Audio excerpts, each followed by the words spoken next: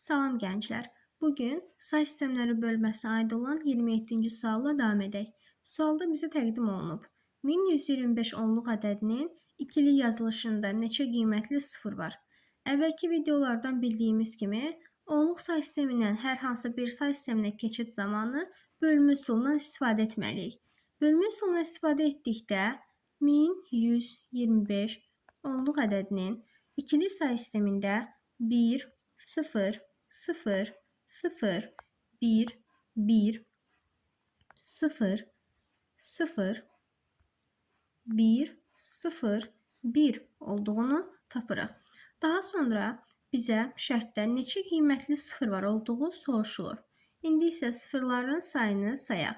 1, 2, 3, 4, 5 və 6. Doğru cavabımız A bəndidir.